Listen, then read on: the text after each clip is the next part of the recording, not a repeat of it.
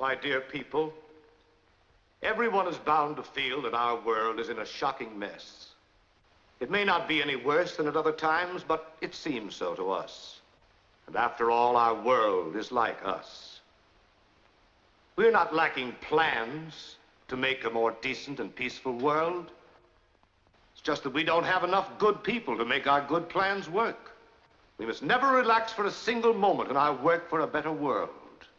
But the biggest and most helpful contribution toward this that any of us can make is for us to become better people. We must have more people whose lives are motivated by the kind of charity that St. Paul wrote about long ago. The kind that suffers long, the kind that thinks no evil, the kind that beareth all things and endureth all things.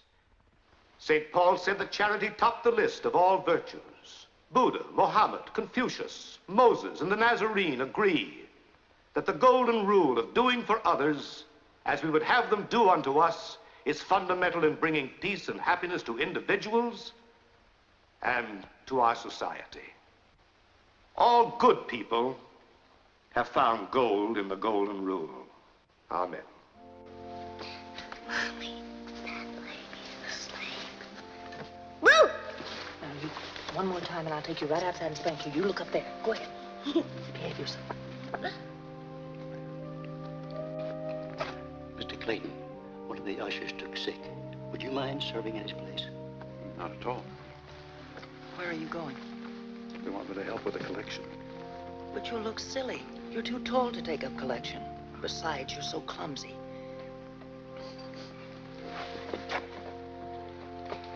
Where's Daddy going? He's going to help take up collection, dear. Where's Daddy going? He's going to pick up collection. Oh, boy, this will be good.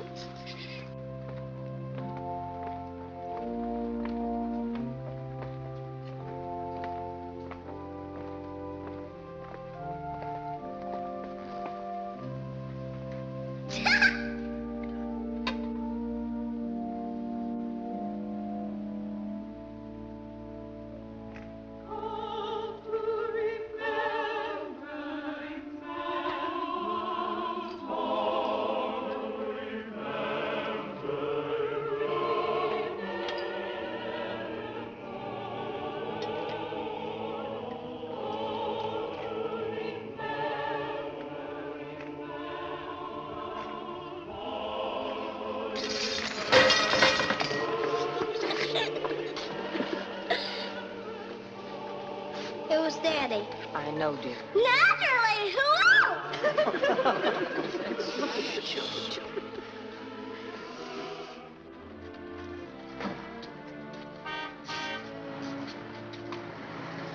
Morning, Mr. Clayton.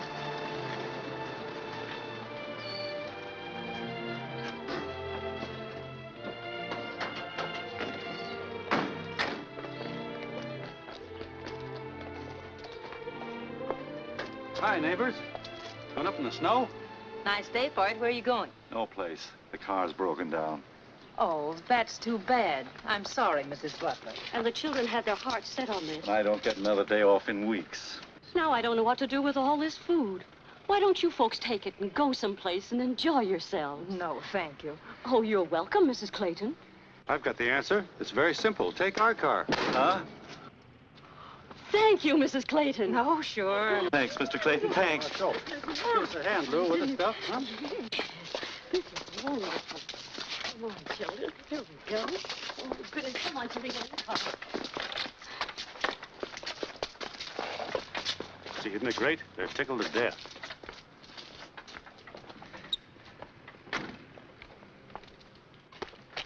Oh, Mr. Clayton, would you call Nelson's garage? It's in the book. Tell him to come over and fix it. I'll need it in the morning for work. Nelson's garage? Yeah. Sure. Bet. Oh, would you wipe the windshield, please? Sure.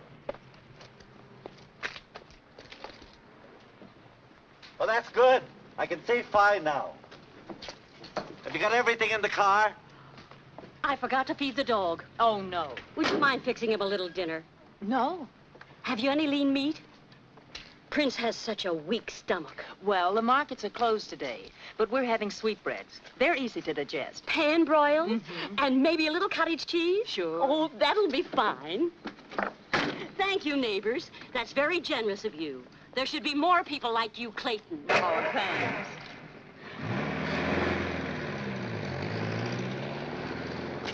You know, there should be less people like the butlers. Incidentally, does it bother you that you loaned the car to a man who can't see? Well, I never thought of that. But he's got good, thick glasses.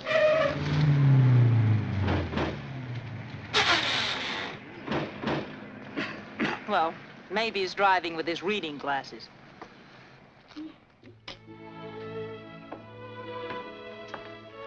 Morning, Lulu. Morning, Daddy. Morning, Butch. Hiya, Pop. Yeah, oh.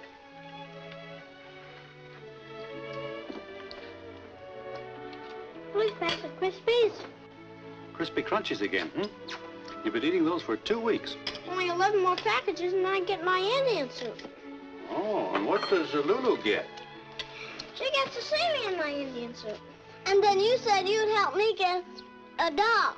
Sure, after I get my football. Hugo found the best of it, Daddy. I eat everything and he just everything. You shouldn't talk with your mouth full. Say, Pop, isn't there something you can eat that can win Mom a new house? All right, you find out what it is, and I'll eat it.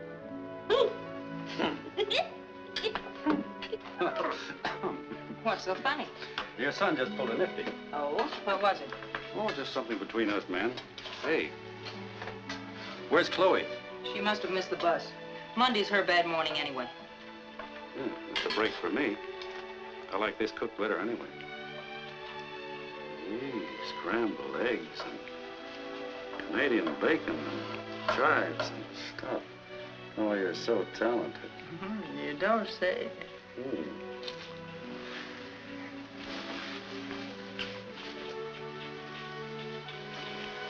Oh, please, Mr. Clayton. My brother will be down any minute. No, he won't. I called him and he just rolled over and played dead. No, he did he? Do you suppose he'd mind if we ate? Beg your pardon? Mommy, what are you and Daddy doing? Nothing! I'll be with you in a minute.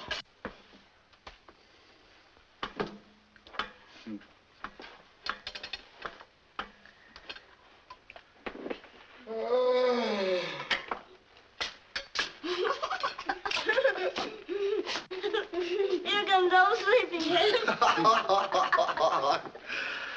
Clever kid. Morning, Claude. Boy, Didn't you sleep? oh, bad night. Daddy, here's our breakfast. Uh-oh. Well, here's yours. And, here's yours. What did you do in the Navy? Have breakfast in bed? Yeah. The Admiral used to bring me a tray. Claude, if it isn't asking too much, you're a guest in the house. Not for long. Oh, I realize 6 months isn't a long time. But while you're here, the least you can do is cooperate and eat when we eat. Couldn't you have gotten up earlier this morning? What for? The relief office doesn't open till 10. Yeah, the government won't send the check to the house. He has to go all the way downtown and stand in line. No. Does the government know this? I'll have to write my senator about it. Well, a fine way for you to talk about your own brother. Oh, forgive me, Claude. I didn't know what I was saying. I've been standing over a hot stove all morning.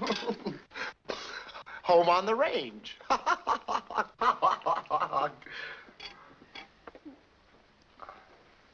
Uncle Claude, are you an idiot? Uh-huh. Somebody's been talking. Hey, you kids better get ready for school now. Yes, both of you brush your teeth. Go on, Scoop. All right, get on. Well, neither one of you will laugh when I'm rich. Oh, the heck we won't. Lou, are you going to the funeral? Whose funeral? Oh, Lou. Poor Harry Gilmore. Oh, I'm sorry to hear it. But I hardly knew Henry Gilmore. Harry. Was he the man who borrowed the $180 from the bank and you guaranteed payment? Yep, poor Harry. Did he leave the widow any, No. Sick a long time. Very sad. I'm sure he was a wonderful man. But don't you think at times you have too much faith in people? Lou, how can you have too much faith in people? I know it sounds terrible, but people impose on you. You're a soft touch. You always said you could picture you and me by our own fireside. Well, $180 would build a pretty nice fireplace in the home we're never going to get. Look, Lou, I don't regret it. Harry Gilmore was a fine man. He happened to need some money, and I saw that he got it. Of course, yeah. Everybody thinks well of Harry Gilmore. Name one thing wrong with Harry Gilmore. His health. Hey, she's got something there. Say, can I have a cup of coffee before you two go broke? Say, who can that be? Claude, would you mind if... Mind? No, go ahead.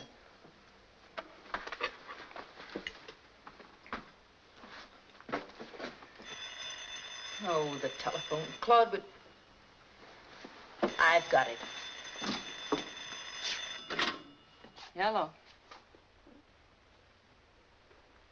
Yes, I'll accept the charges. Hello? No, hello, Mr. Butler. How are you? And your wife and the children? Uh-huh. And, how is our car? Oh, well, that's good. What? Oh, you're staying another day. Oh, that's all right, Mr. Butler. Our children will get to school. We'll manage somehow. Oh, think nothing of it. Sam will get to work. Oh, that's all right. What? Feed the dog? Again? Uh-huh, and no canned food. Oh, yes, I'll balance his diet carefully. Uh-huh. Well, have a good time, by all means.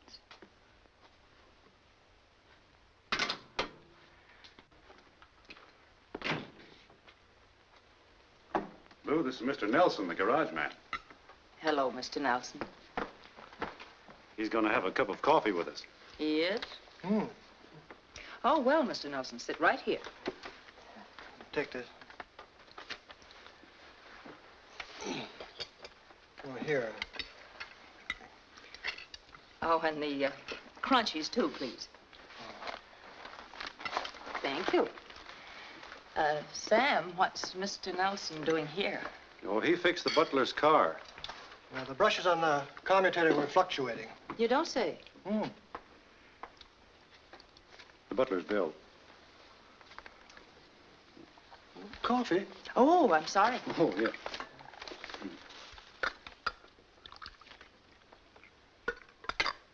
There you are.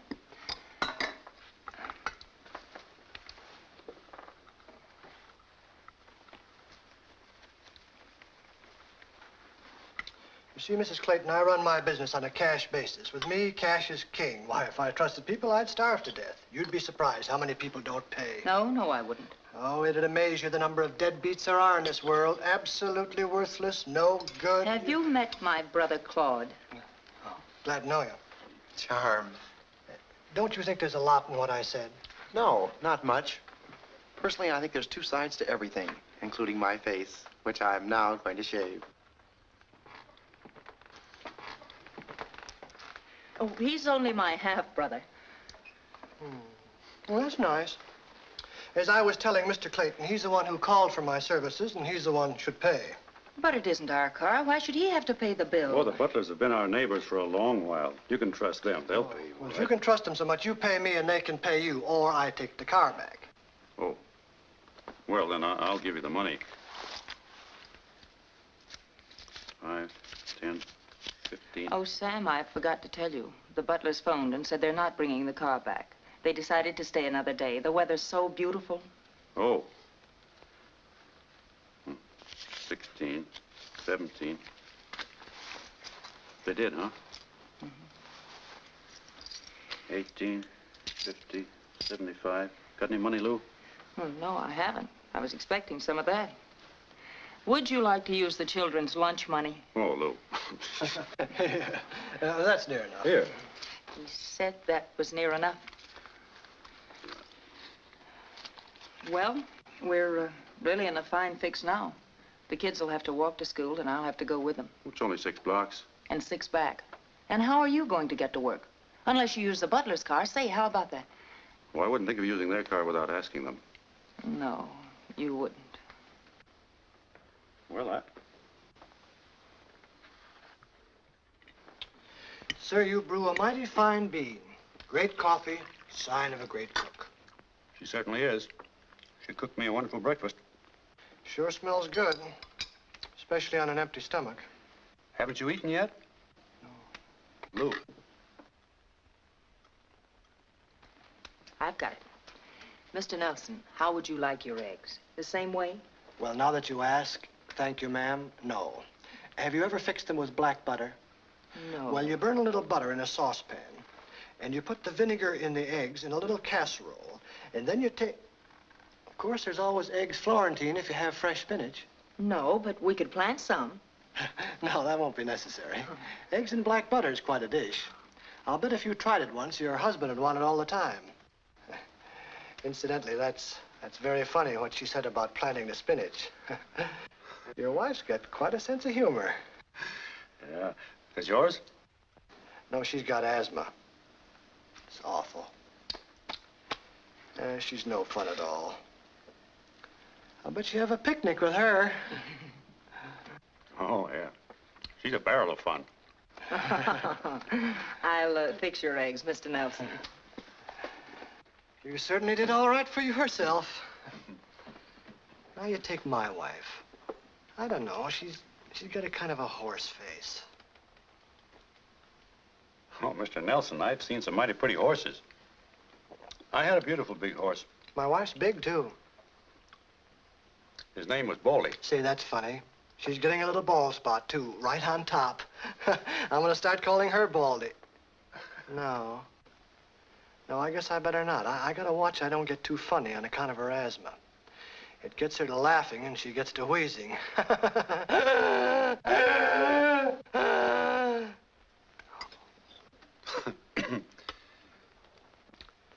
Sometimes she sounds like a whistle. Sometimes she sounded like a foghorn.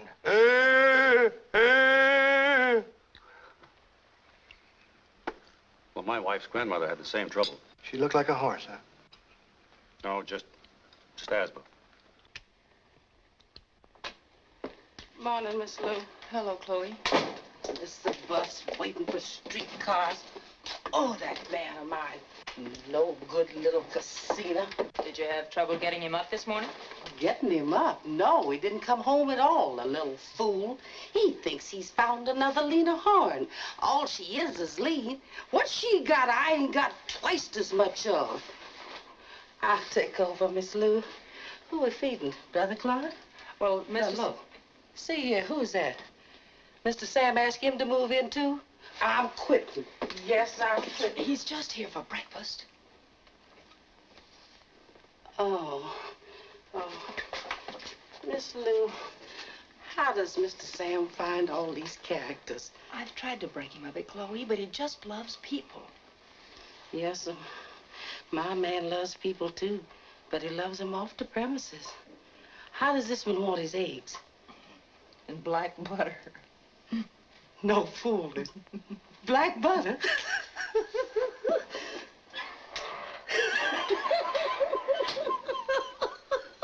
Black butter. I got to take another look at that specimen. Morning, Mr. Clayton. Morning, Chloe. Morning. Morning. Morning. And don't forget, take his eggs off in exactly 33 seconds.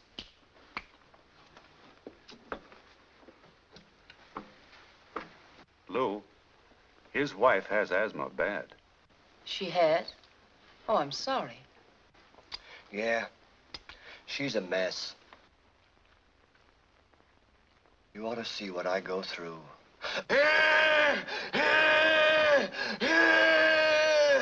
His wife has asthma. Is it contagious? Oh. Say, Lou, what are we going to do about his poor wife's asthma? Oh, I don't know, Sam, but I'll work on it. I'll write to Johns Hopkins and buy a medical journal. No, Lou. I mean, that goose grease remedy of your grandmother's. It helped Butch's croup a lot. Couldn't you make up a little batch of it for Mrs. Nelson? Sam, that takes 4 hours. It's Monday. Chloe That's and all I right. have I to can go... come back later. No bother. Now, I've got a hunch it'll help her a lot. She can't go through life sounding like a foghorn. Oh, it'd be a blessing if you could cure her. All right, I'm sold. Come on, kids. It's almost 9. Mother will take you. Sam, you'd better get going, too. Well, I always say one good turn deserves another. I'd like to drop your children off at school and take you on to work. Well, thank you. Did you hear that, Lou? Mr. Nelson's going to drop us off in his car. Oh, that's very nice of you, Mr. Nelson. Yeah, bread upon the waters, I always say. Well, I'll be back for the goose grease. Goodbye, little mother. Around lunchtime? A little later, about 3. All right.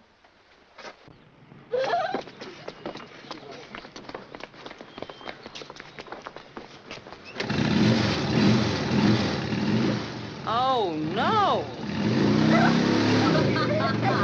Chloe, come in. You gotta see this. There we go. Ain't that cute?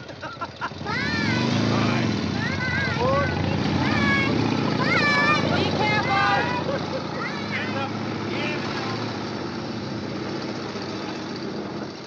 Imagine the general manager of our leading department store. He doesn't care.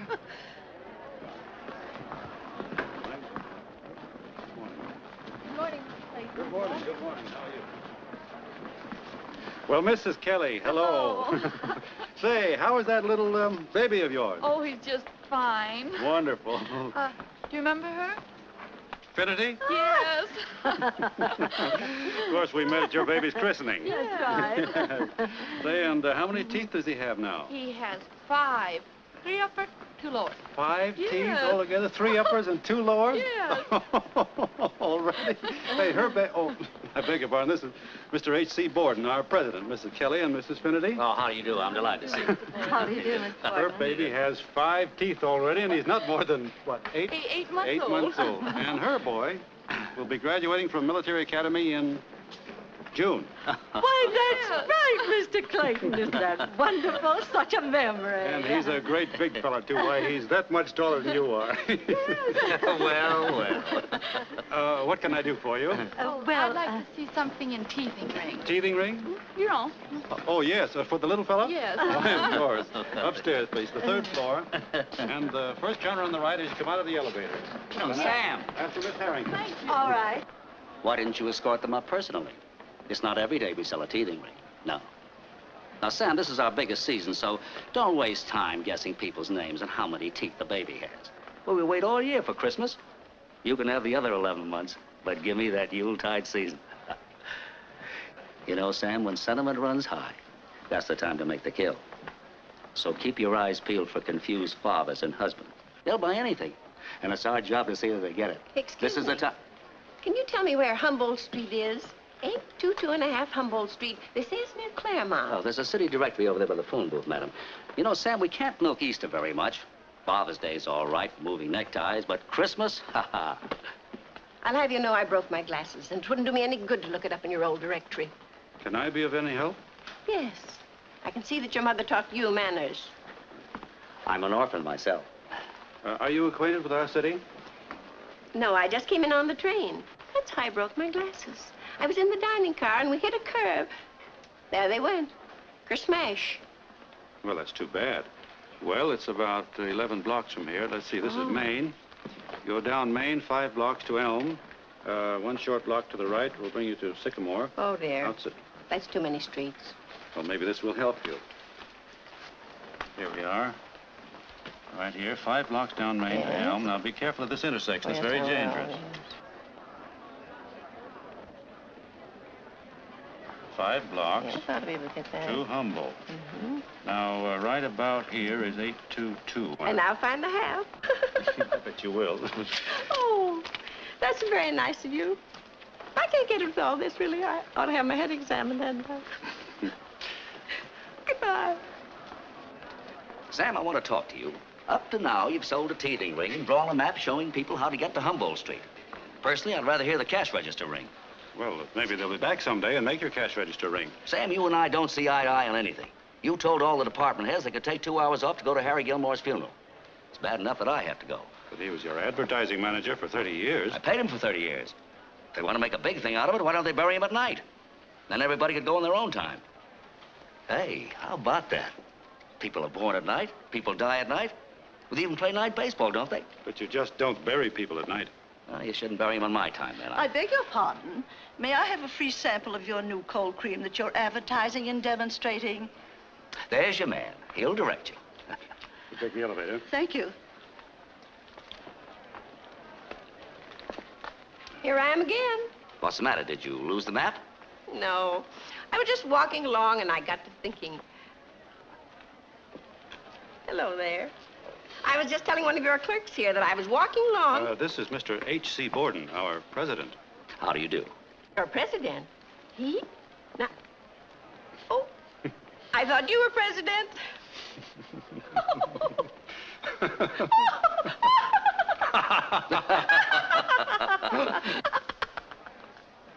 Well, anyway, you were so sweet about telling me all those directions. I remembered something I needed. And I thought, why not buy it from that nice young man? Well, I'm sure that whatever it is you want, we have. What did you have in mind? Have you any knitting needles? What kind, steel or bone? And what kind of yarn? Oh, I wouldn't know. You see, I'm just taking it up. I have a granddaughter. Don't tell me you're a grandmother. Stop it, you fool. She's going to be married. She's going to marry the nicest young man. And I'm going to be alone a great deal from now on, so I thought I'd take up knitting. Well, what do you intend to knit? A sock or perhaps a hug-me-tight, huh? I had in mind a turtleneck sweater for a giraffe.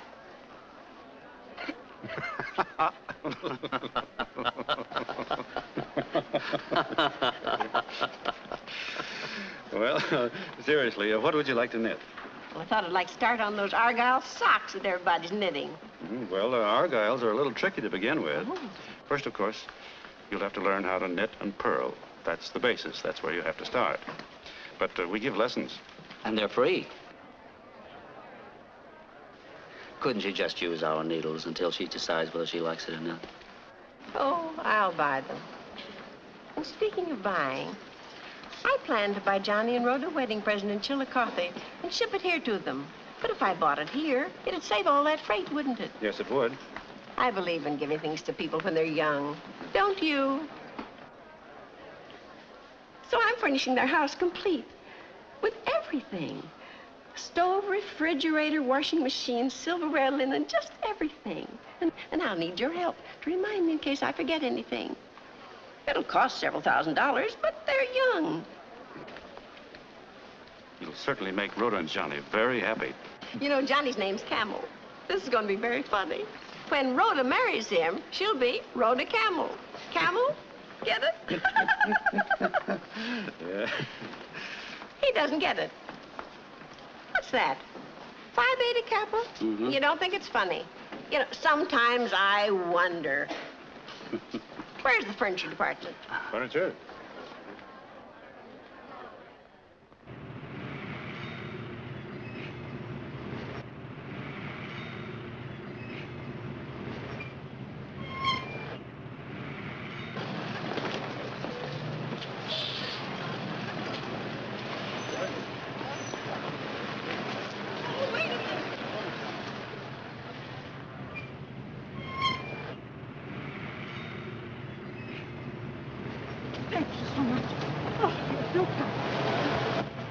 Haven't got all day, you know. I'm running on a schedule.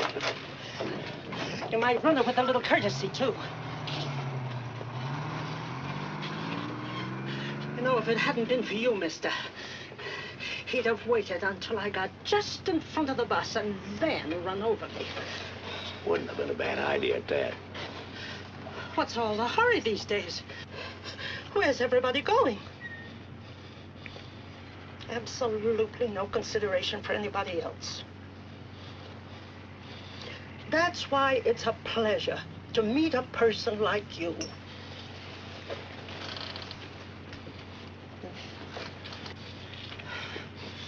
I would have had to wait 20 minutes for another bus. And I have a dentist appointment, and you know how hard it is to get them these days. Oh, yes? You know, none of us go to the dentist often enough. And don't let anyone ever tell you to have your wisdom teeth out. Because if I didn't have my wisdom teeth, he wouldn't have had anything to bridge to. Eh?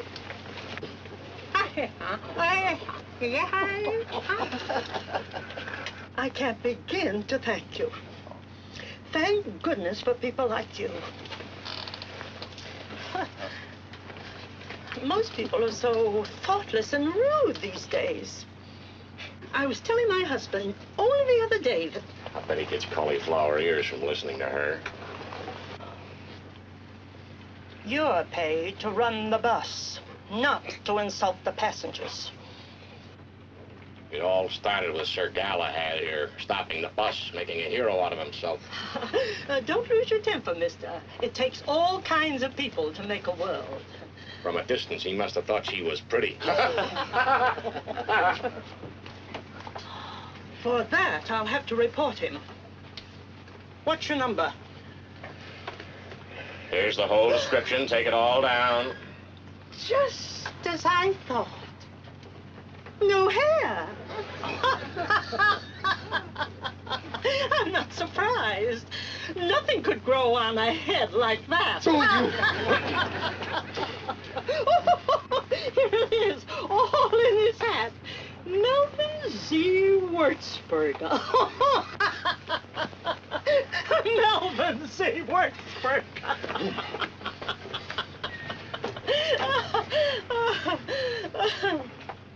You know, it's really people like you, mister. Yes, you said that That before. restores... Will you let me off at the next corner, please? Why don't you stick around, Bob? Maybe she'll bake you a cake. Why don't you shut that big, fresh face of yours? No.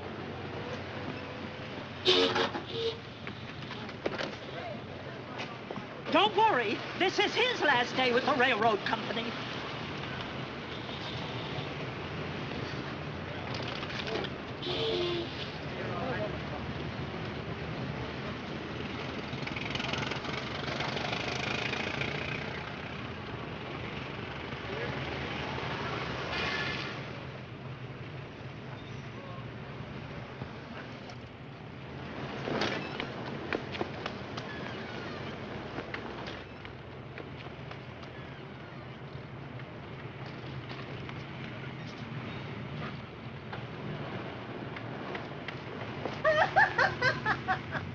I'm sorry. What is that? I think she was running down there very fast. I thought she wanted to get in the bus. Oh, look, don't get... Melvin Z. Wurzburger.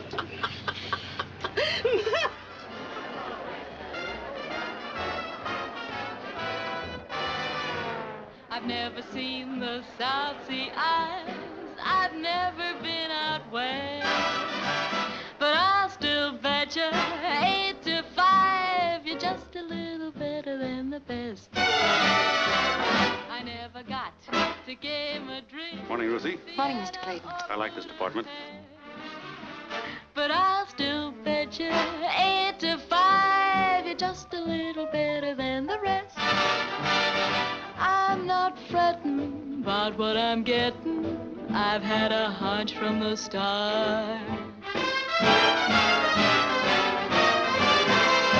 From your glances, I'll take my chances. I'm just a gambler at heart.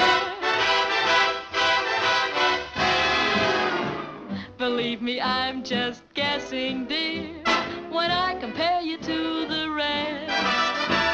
But I'll still bet you 8 to 5 that you're much, much, much, much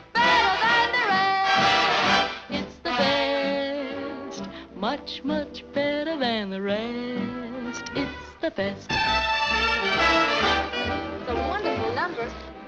Shirley May's feeling better. Worse. She seems to be jumping. Yeah, she's jumping all right. Her next jump will be off a bridge, mark my words. She's got those "when I woke up this morning he was gone" blues. I was out with them a half a dozen times, and he even told me he was going to marry her. The yellow so-and-so didn't have nerve enough to tell it to her himself. He wrote to the landlady, and she gave Shirley May the news with her eviction notice. That's rough. Yeah. I'd take her in myself, Mr. Clayton, you know that. But my husband, the kid, and myself are all in one room. It's pretty crowded, you know. You were at the wedding reception, remember? Gee, if she doesn't get a break, you're going to be reading about her in the newspapers. Number one on the hit parade in a month, I guarantee. Shirley May, can I speak to you? Ruth, will you take over from there?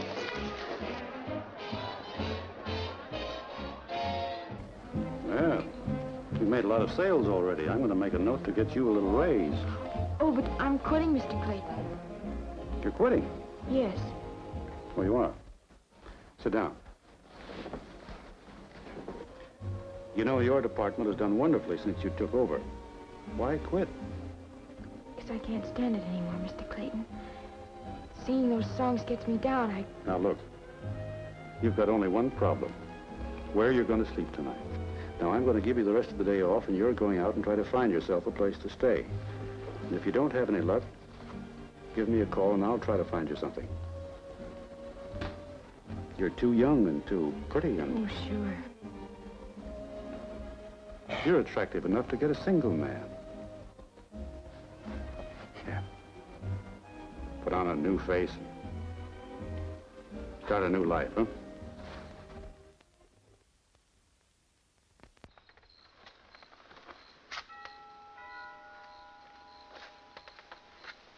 Nice people, the Claytons. Oh, Mr. Nelson, how are you? And this is Mrs. Nelson, I take it? Yeah, this is her. Well, we just came by to congratulate you. That goose grease of yours did the trick, Mrs. Clayton. Helped her a lot. Oh, fine. I'm sure grateful to you, Mrs. Clayton. We just dropped by to return your jar. I fill it with some of my special meat sauce. Oh, you shouldn't have done that. It's very nice of you. Well, thanks. Well, hope we didn't come in at the wrong time during dinner hour or anything like that. I'd like to ask you to stay to dinner. All right. I mean, if we had, but you couldn't have picked a worse evening. We're just having a little sort of, it's nothing really. Chloe says, come and get it. That roast beef, that Yorkshire pudding, and them golden brown potatoes is a-waiting. Lou? Oh, hello, Mr. Nelson. Glad to see you, Mr. Clayton. Yeah. And is this... Yeah. This is the missus, one I was telling you about. Well, Mm-hmm. Well, thanks again. That meat sauce of ours will go wonderful on your roast beef.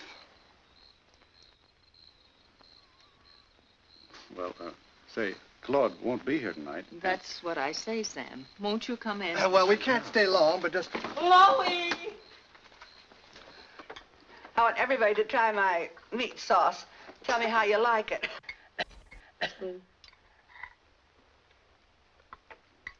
Oh, no. Here you are, Butch.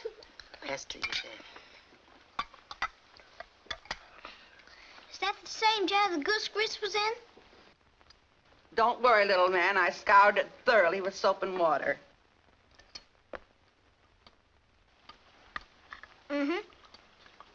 Quite agree. I can still taste the soap. Butch.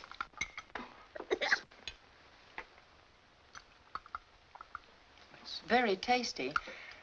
What do you put in it, Mrs. Nelson? Well, first... I know. Soap. Butch. Come on, kids, let's go to the kitchen.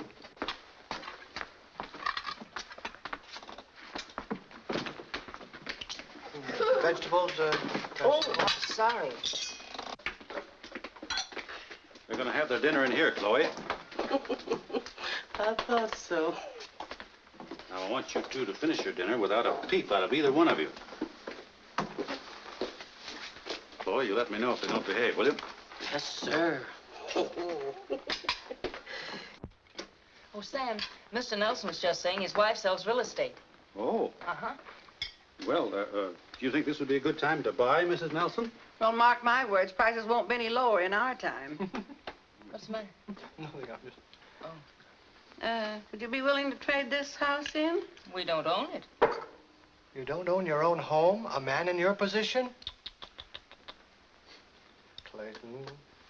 If the price was right, what type of a home would you be interested in? Well, I've always had my heart set on an early American farmhouse style. Well, there is one. It's not on the market yet. The owner built it himself. He's an architect, and he may go to South America. Oh? And she brought all her old furniture from Connecticut. Oh, no. It sounds just like my dream home. Look. See? Mm-hmm. Well, look at that. Why, it's enough like it to be the same house. Really? Sam, did you hear that? Yeah. When will you know? When will he know? Well, he's waiting to hear from South America. Oh, Sam, wouldn't it be wonderful if we could get it? I mean, if they didn't ask too much, huh? Yeah, if the price is right. What's the matter? Don't you want to buy a house?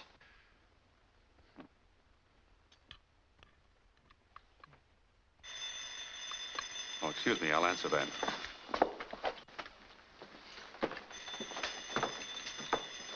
Some more meat sauce? Oh, no, thank you. Sister dear. Yes, brother dear. Please pass the soap. You have only the two. Yes. Tell me, how many bedrooms are there in the house? Well, there's 3 bedrooms and a den that can be used for a spare. Oh, that's fine. We can use the extra room because of the children. Have you any?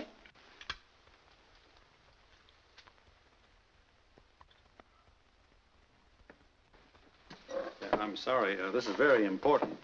Someone wants to see me that owes me some money. They may pay me. Oh, no, Sam. Well, by all means, get your things. Well, I didn't want to leave you. With us? No, I didn't. Oh, yes, you did, Clay. Oh, Sam, I'll be perfectly all right. Ah, our dearest friend. Welcome to our domicile. And here's little mother. Isn't she beautiful? Hello. Hello. Oh, Sam, we're just bursting with happiness, thanks to you. Sam, I won't kiss you, but I would like to extend a right hand loaded with gratitude. Come on, sit down. We asked you over here because, well, we didn't know yet whether you'd told Lou anything about our loan. No, it's better this way. How's business? Oh, great, great. We got the busiest little gas station in the county, and things are getting better all the time. I'm going to build a little one-room and bath in the rear of the station. We're going to live there, too. You see, that way we'll be saving the rent on this thing. That is, if you think it's a good idea. I've got all the materials ordered. I can cancel it, though, if you don't think it's wise. Well, I think it's a good idea. So, when do you think you'll be able to start paying me back? Well, the way business is going, I think I can start paying you next month. We should have it all paid off within 6. Sam, I hope you feel all right about this thing because, well, sometimes we worry because you haven't told Lou. Oh, no. I think it'll be better to surprise her when you pay me. Much better.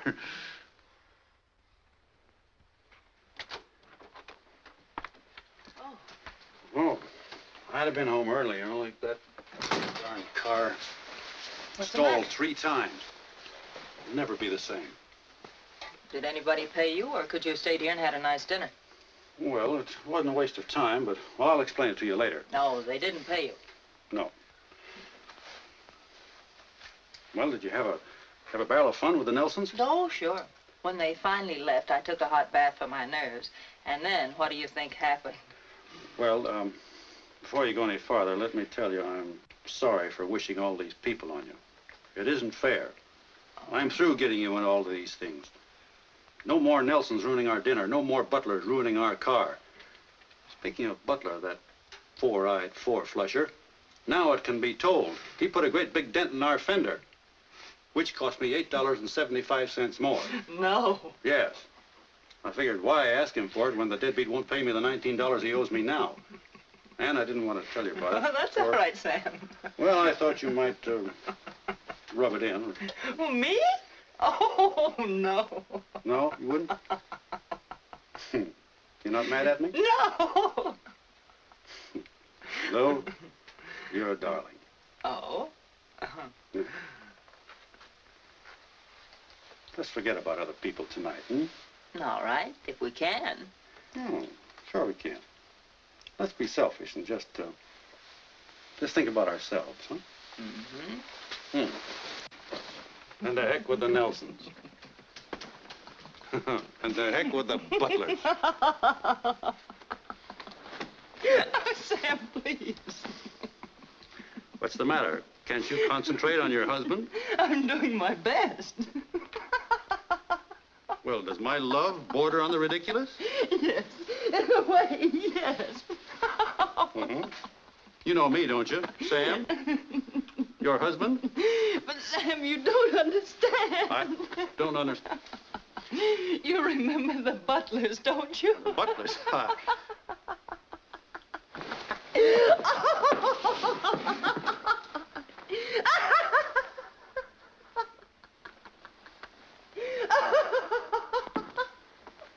Good evening. Hello. Hello.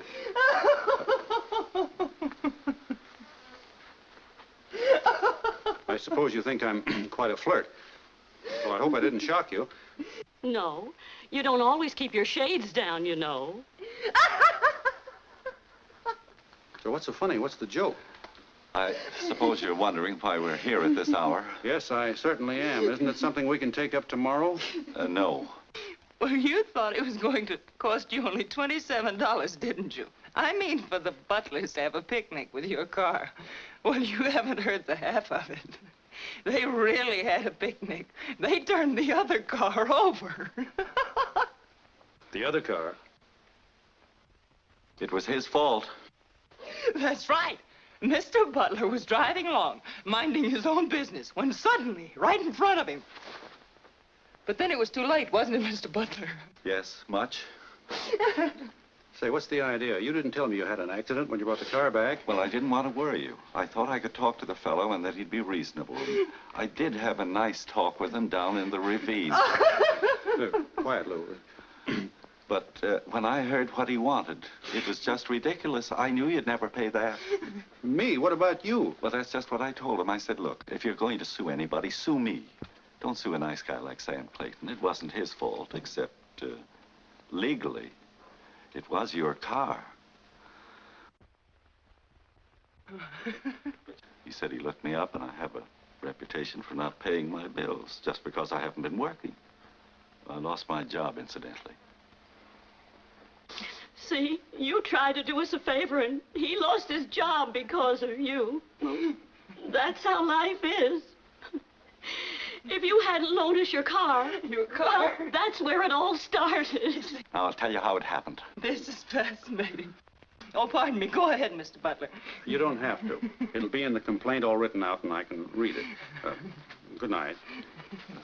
Don't you want to go, too? Everything happens to us. Just when we were trying so hard to save some money, too. I know exactly how you feel.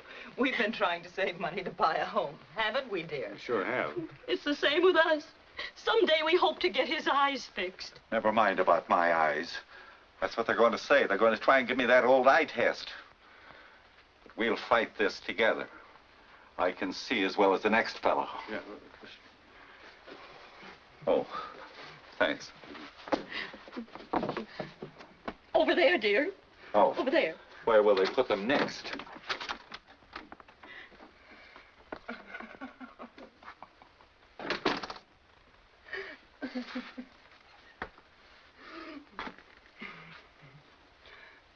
What are you thinking of, dear? Do you want to pick me up and start all over again?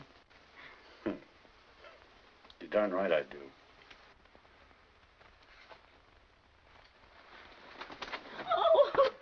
Oh, do you have a first aid kit? He hit his head on one of those potted plants. You should have those things hanging there. This is getting to be awful. Oh, I can't stand it much longer.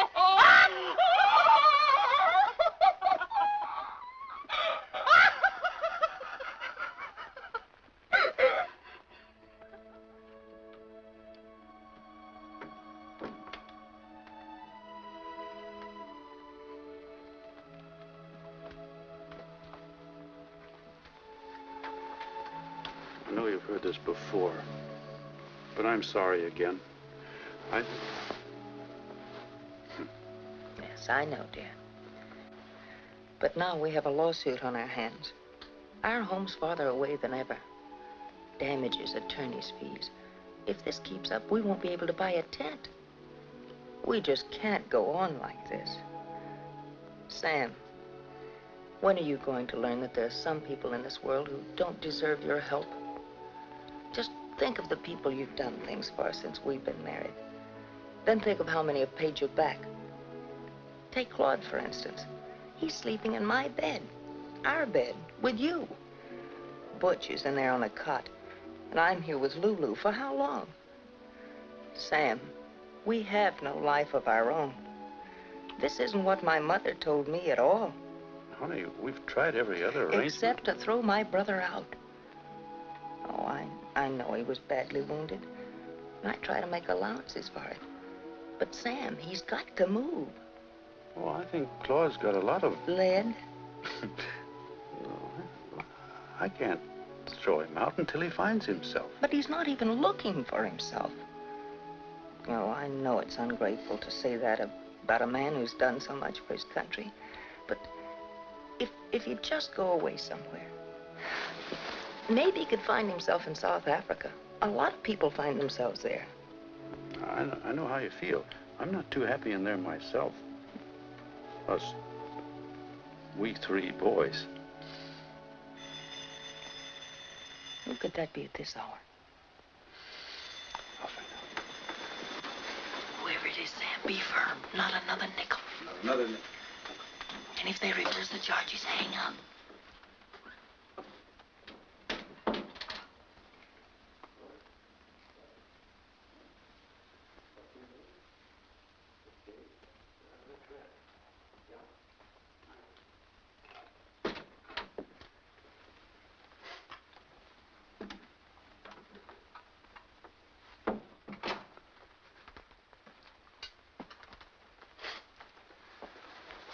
Your brother is not coming home tonight. Can we depend on that? Yes. He's going to Cincinnati. No. Yes, for 10 days. Oh, goody. Maybe he'll find himself there. Yeah. What's he going to do? Well, there's a big music festival. Everybody's coming from miles around. Not my brother. What's he going to do? Shoot pool. That's more like it. There's a big tournament. He's pretty good, you know. So I hear. I think pool's very nice, don't you? Yeah, pool is a very interesting game. It's a very old game. And I think it was very nice of Claude to call and let us know, don't you think? Daddy. Yes? Mommy.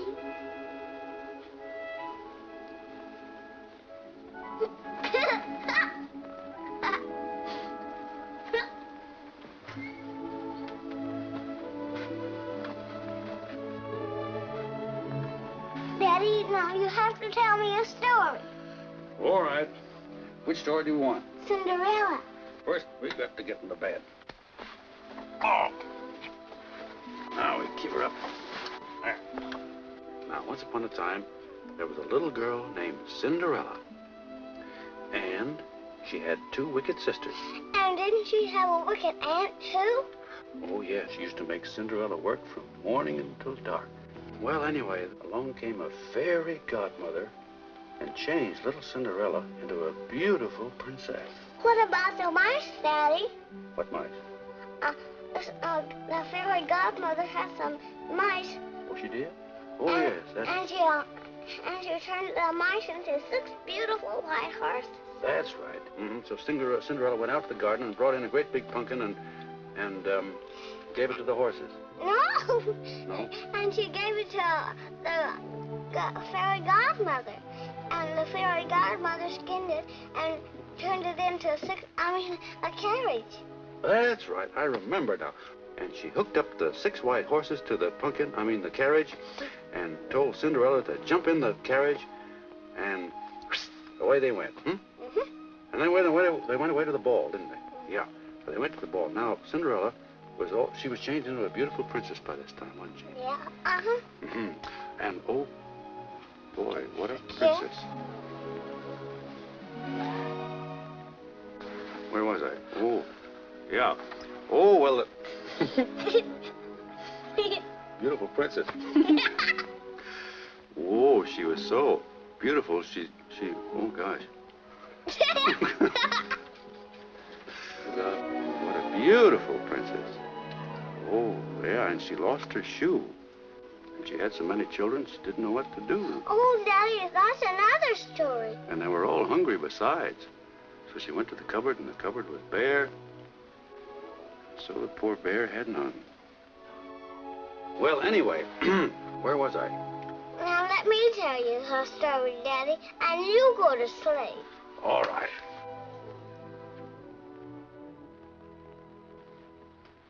So Cinderella waited and waited for days and days.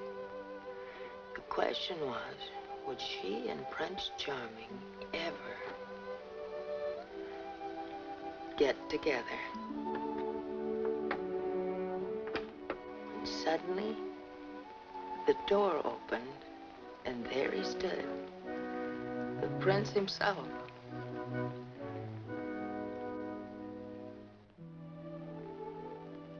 So everybody in Fairyland went to sleep. 3 little pigs went to sleep. The big bad wolf went to sleep. Little Miss Muffet was so tired she collapsed and fell on her tuffet. And the spider went to sleep beside her. Everybody was so tired. Even the Sandman had stopped counting the sheep in the meadow and the cows in the corn. Everybody's asleep but us. Just you and me.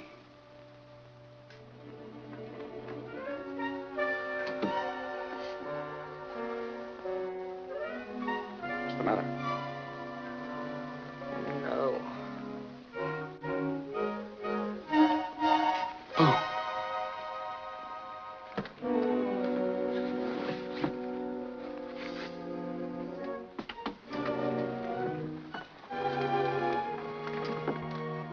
Well, what happened? I've got a surprise for you. I've given up pool. He's given up? Yes, I heard. You hung up so fast, I thought you were disgusted with me. Oh, no, it wasn't. Say, what's the occasion? What are you two all dolled up for? Oh, this is just... What was it? We were just celebrating the longest day of the year. Yes, that's it. Oh, I don't get it. You explain it to him. I'll tell Lulu another story. Forever, Goldilocks.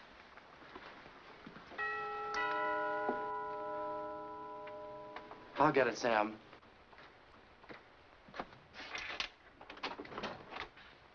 Is this Samuel R. Clayton's house? Yeah, I'm Sam Clayton.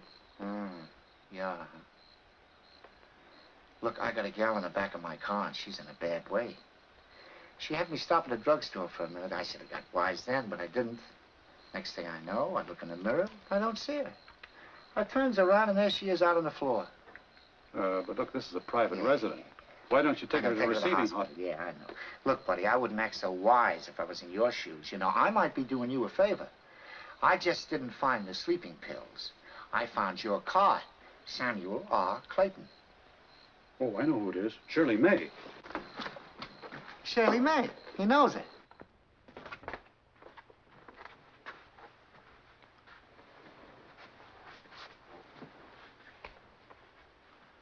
Sam, you've got to keep a level head. Lou is right in there. Oh, be quiet. Go call Dr. Brown. Orange 3621.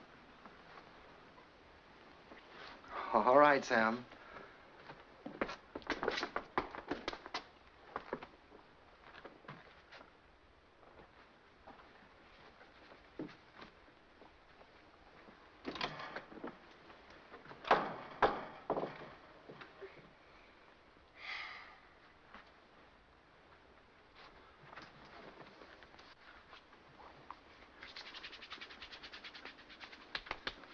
It's all right, Lou. She works at the store.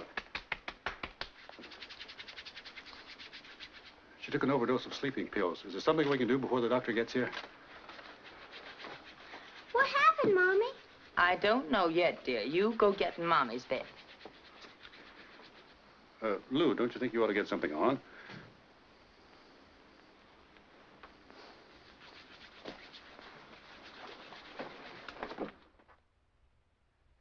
What is it, Lou? What's so serious? What is it?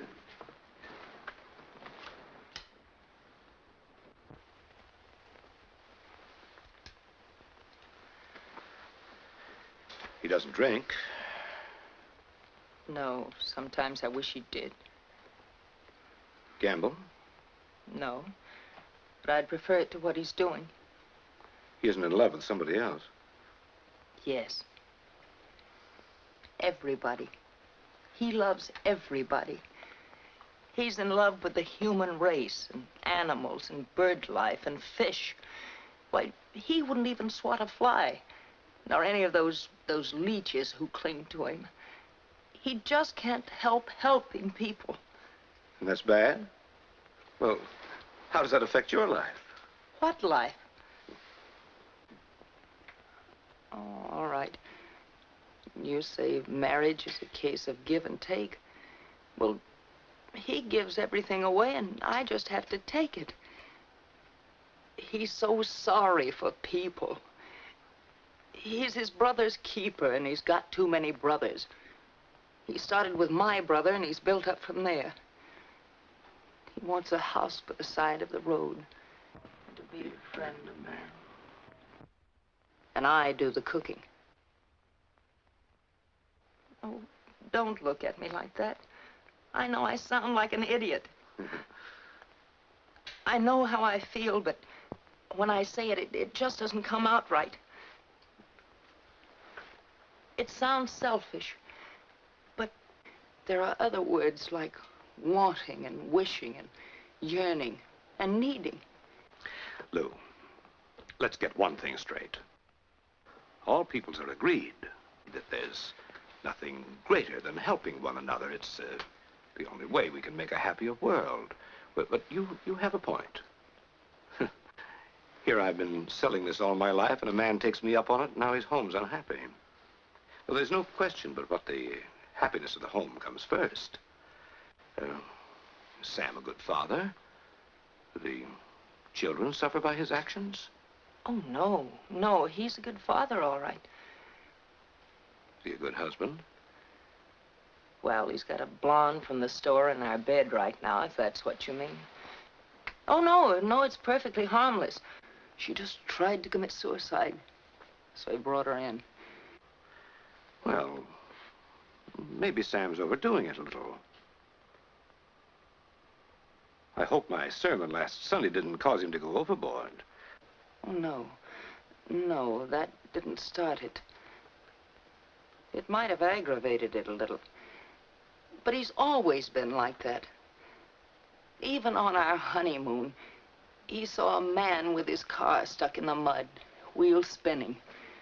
My Sam jumps out, gathers twigs, rips branches off trees, and shoves them under the wheels. Then for chains, he takes the straps off our suitcases and wraps them around the tires. Then, on his hands and knees, covered with mud, he says, "Now try it." So the man put the car in reverse and ran over him. Then, without even a word of thanks or apology, the man drove away with our straps. Sam spent most of our honeymoon in the Queen of the Angels hospital.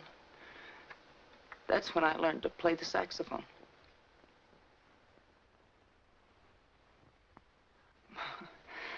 Now, you'd think that would be a lesson to him about helping his fellow man. But no. Lou, you still love the big guy. Give him another chance. I'll talk to him.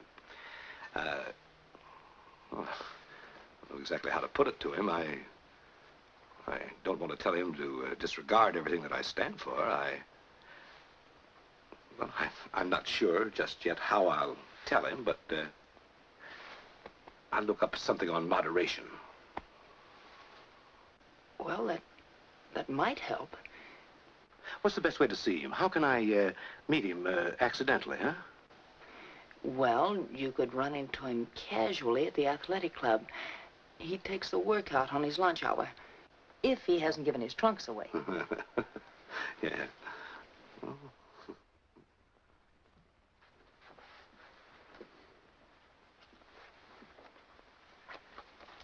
We're having lamb chops for dinner. What'd you have for lunch? Oh, salad. I make a marvelous salad at the club. And a glass of tomato juice. Did you eat alone? No, with the Reverend Daniels. I asked him what he was doing at the club, and he said a little exercise wouldn't hurt anybody. Oh, he did. You know, there's a man with a brilliant mind. Yeah? People just don't appreciate his wisdom. More people should listen to his sound advice. Well, if you ask me, I think he's a little mixed up. I think he's having trouble with his wife. He is? Mm-hmm. It's got him so upset, I think it's affecting his health. So the poor man's going to start going to the club and exercise and try to get back into shape. Oh. Well, what did he say to you? Well, he didn't say much of anything. I did most of the talking. Oh. He seemed so troubled and unable to express himself. I think it's serious, Lou. You should have seen the look on his face when I suggested that maybe you should go over and have a little talk with his wife and try to straighten her out. Yeah. I said to him that you'd gone through a few things, and with me in a small way, but you were so level-headed. I knew something was wrong when he said, our wives' happiness is the all-important consideration. He said, we must give up whatever is necessary to achieve that. And you had an answer for that? No. I asked him a question. Oh. How much does a wife expect a man to give up? Should he ask her every time before he makes a decision? How much of his own judgment should he rely on? And how often should he run to her? If he ran to her all the time, she wouldn't want him because he had no judgment. I mean, if he's going to drop a dime into a beggar's hat, does he have to run to the telephone first and spend a nickel of it to ask her permission? That's silly. I should say. My point is, if he's going to keep giving things up, why doesn't he give up his self-respect and just give up? She knew what he was before she married him. She knew what she was getting into, didn't she? Poor Mrs. Daniels.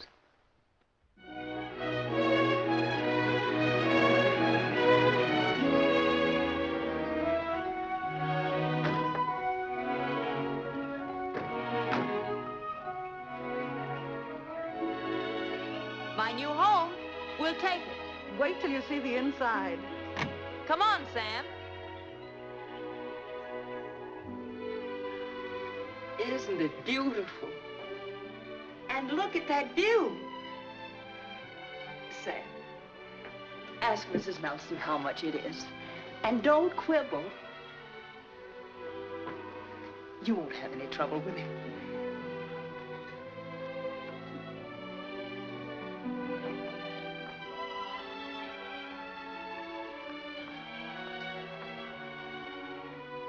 It's not bad, you know. Another fireplace, and it's real. Hey, you're making it awfully tough for me.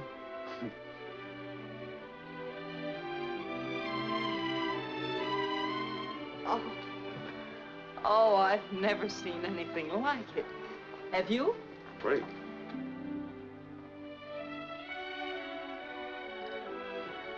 And we won't even have to change the wallpaper. What's the matter? Bed too small for you? Oh. Little short, huh? Little. We'll put a leaf in it. Oh, Sam, look behind you.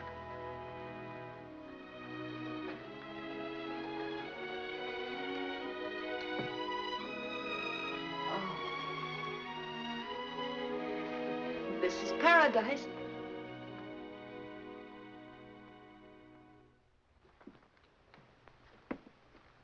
When I think of my new dressing table, I can't bear to look at myself in this thing.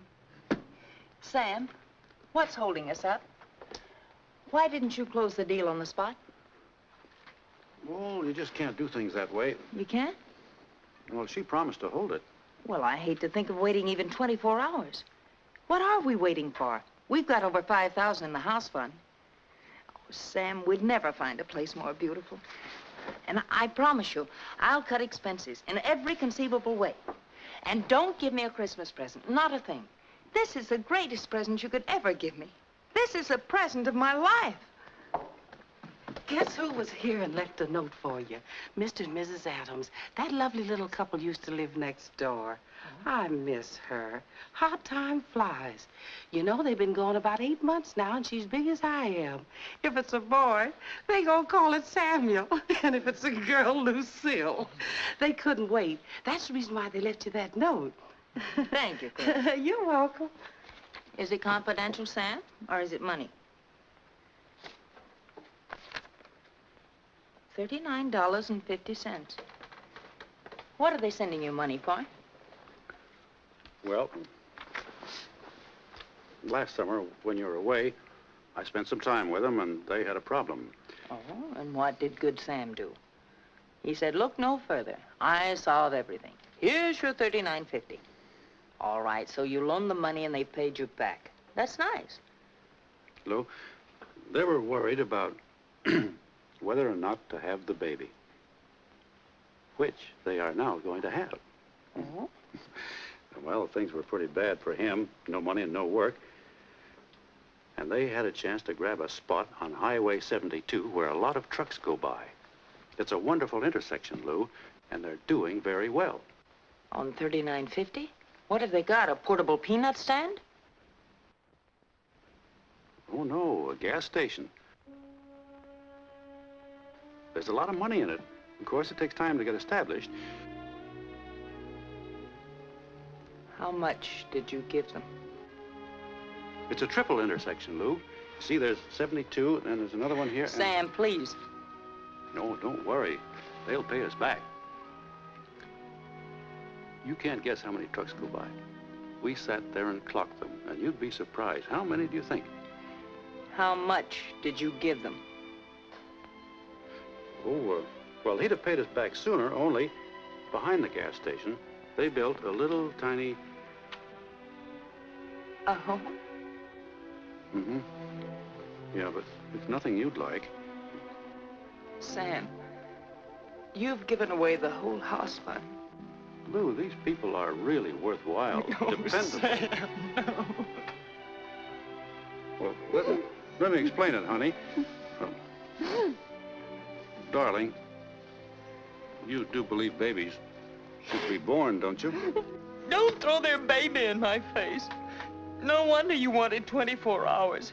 What good'll that do? It's more like 24 years. What's the baby going to do? Sell papers and pay us back? Oh, Sam. Why can't people stand on their own 2 feet and have babies? Well, I know it seems wrong not to have discussed it with you first, but this was an emergency, and you were down in the country with your mother. Before telephones, huh? Well, the bank wouldn't give it to him because, well, he had no credit, and, well, I thought he'd paid me back before, only... Before I found out. I'm fed up with your helping people behind my back. You're nothing but a double-crossing, two-faced, sneaking Samaritan. Lou, they're good people, and they were desperate. Oh, shut up. Go away and leave me alone. Well, you'll feel different after she had the baby. So will she.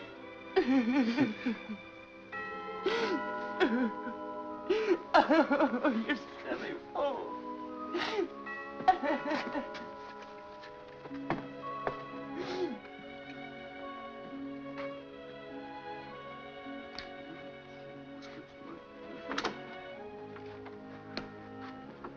Well, this is a pleasant surprise.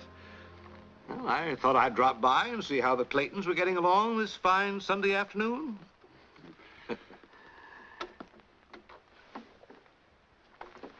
Well, come in.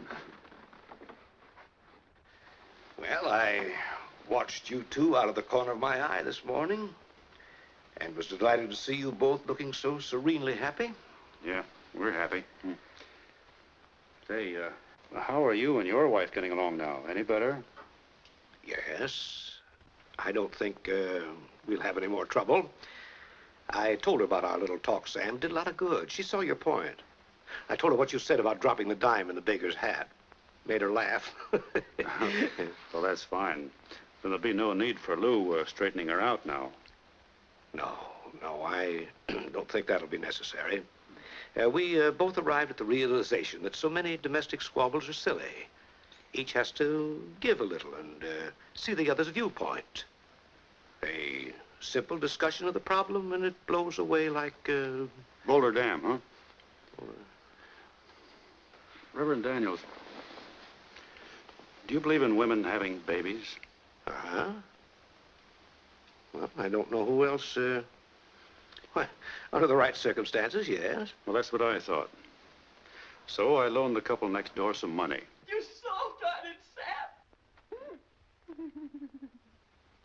Well, you public benefactor, you... Hello, Reverend Daniels. Hello. It's always a pleasure to see you. Well, I just stopped by on behalf of a very worthy cause.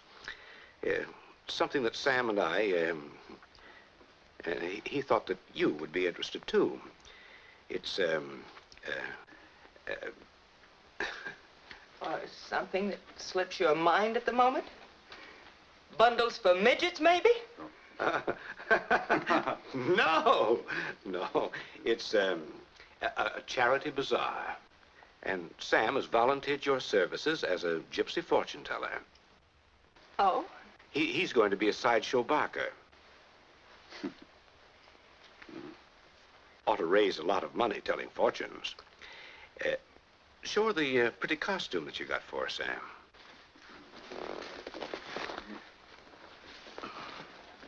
No, you show her. her. No, go ahead. No. Me? Well, it's really a very nice costume.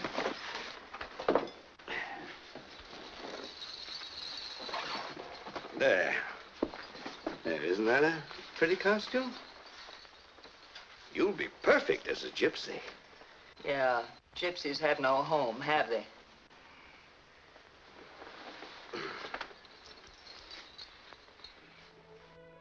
Good night, Chloe. And after this, you kids get home earlier. We will. Oh.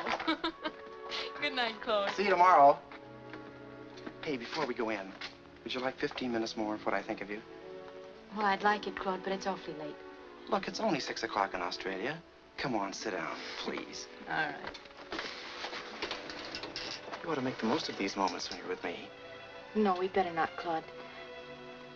Your sister won't like it. Never mind my sister. Now, where did I leave off? Your hair, your eyes, your lips, and that sunny smile. Oh, stop. Did I say I'd walk 1,000,000 miles for one of those smiles? Did I say I'd climb the highest mountain? And swim someplace, too. Oh. And I've got you under my skin? Mm-hmm. And, are you impressed? I like you very much, Claude, but the Claytons have been wonderful to me, and I don't think they'd approve of this. You see, you don't really know me very well. Well, I'm trying to find out the best I can. Shh. What's that? Uh-oh, we're trapped. Don't make a move. Fixing some coffee, huh? I thought it'd be a good idea. I think we'll be up a little late tonight. You didn't say a word on the way home. I thought you were having a good time. You danced a lot with H.C. You're doing all right, too. Sam, H.C.'s offered me my old job back. He wants me to go to Europe in the spring on a buying trip. That is, of course, with your approval. It'd be a golden opportunity to put some money away, and I'll only be gone 3 or 4 months. Mm-hmm. You can forget it. So that's your attitude. You're darn right it is. Well, I don't understand why you mind. You hardly ever see me anyway. If I go, you could do as you please. Maybe I'm holding you back. Think of how many more organizations you could join. If I take this job, I get a complete wardrobe furnished, unlimited expense account, and a fine salary. I'm going to Europe. Well, I don't blame you for feeling that way, but I don't want you working. Oh, you don't, huh? No. I suppose it's all right to go ahead with the salary you earn and give away, but Sam, if we're ever going to have a home... I know how much the house meant to you. No, it's not just the house, it's everything. All these problems you've brought into my life. I'm losing my mind. They'll be dropping a net on me. Problems? What, for instance? Problems? What, for instance? Well, Shirley May, for instance. You brought this department store Magdalene into our house, and how does she repay our kindness? By trying to put her hooks into my brother. Oh, I'll admit Claude's no angel. But I can assure you I'm not going to stand aside and see him wind up with that alley cat. My mother would turn over in her grave. She would, huh? Yes. And any girl who tries to commit suicide because a married man gets tired of paying her expenses and tosses her out on her ear is hardly the catch of the season, even for my brother. Listen, I know your brother better than you do. He might be better off with a couple of hooks in him. Oh. She marrying him is like her jumping out of the frying pan into your family. Don't change the subject. Are you going to ask her to get out, or am I?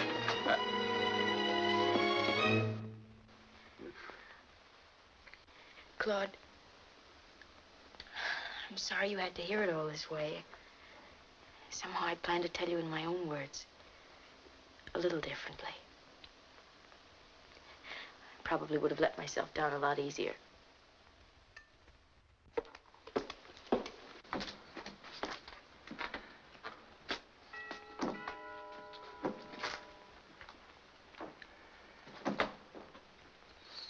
Now look what you've made me say. Me?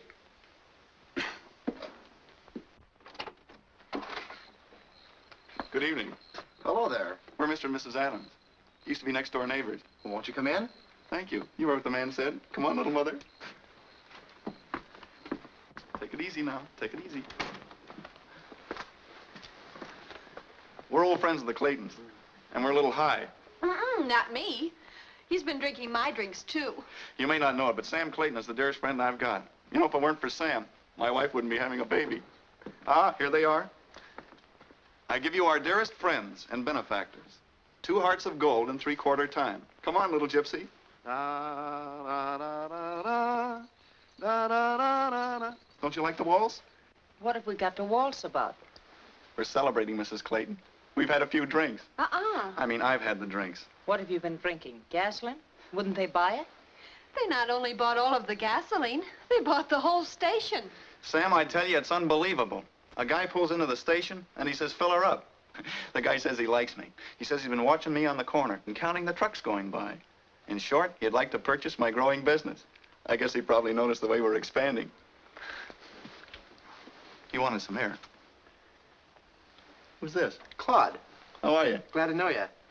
Out of a clear sky, he says, Bub, what do you want for the station? Without laughing, I says, $12,500 with a little house in the rear thrown in. And without laughing, he says, I'll take it. And it's his. And here's your share. I made it out for 1,000 more. Oh, no, you shouldn't. Don't argue. We both did all right on that deal, thanks to both of you. I bought another place up the line. You're in on that, too, if you want. And believe me, if I can ever do you a favor. Well, you can give Claude a job. He'll sell a lot of gas for you. He's got one. Here, lift me up, Claude. Good. Now, you want to celebrate? Want to dance the night away? We're hardly in the mood for that. Well, pardon the intrusion. Come on, little mother.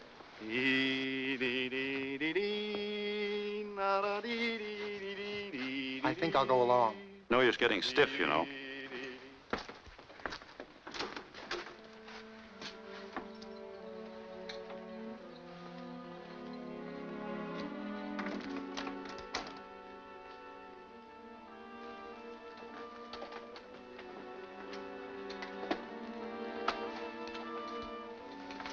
Lou, somebody paid us back. I'm glad for a lot of reasons. I'm glad for them, and I'm glad for myself. Kind of renews your faith in people. You know, it's funny, Lou. We're so close in so many ways, and yet we seem to differ on things that I think are important. I wish we could get together on what is really valuable in life. I find happiness in different things than you do. I guess I did go overboard in helping them and not thinking about you and your home. And I realize both are important. But you weren't there when I talked to the two of them. It seemed so right to tell them they must have the baby. And they'd regret it the rest of their lives if they didn't. Years later, they'd find themselves saying, he'd be 16 now. Well, that's about it. The house seemed awfully unimportant at that moment. Maybe I'm unbalanced and my scales need adjusting, but when I put some things on one side and material things on the other, my scales go this way.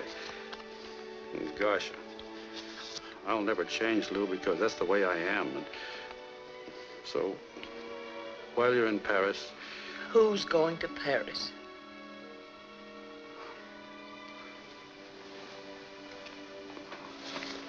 Well, thanks again for everything.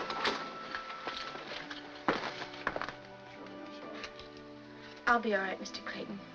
I'm going to stay with Ruthie.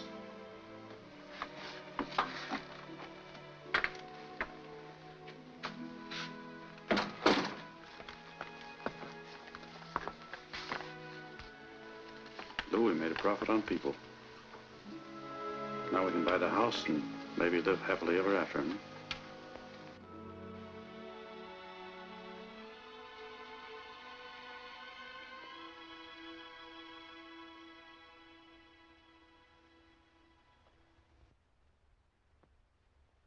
Claude, I feel badly enough now.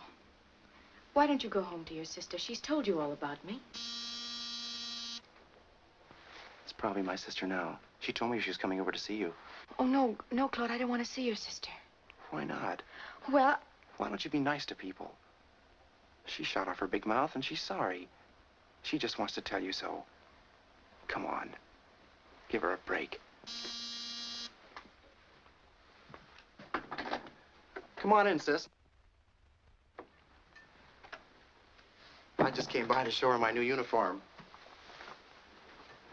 Tell her I love her and that all she has to do is set the date. Lou, you can take it up from there as to what she needs. Flowers, the right clothes. You know all about those things. And make her look lovely, Lou. You know, after all, I couldn't be seen with a dowdy bride. Goodbye.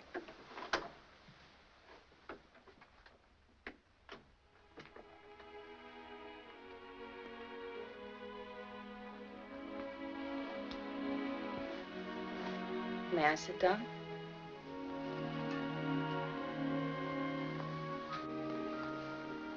is there something else wrong with me? Didn't you say it all yesterday? What else is on your mind? Say it.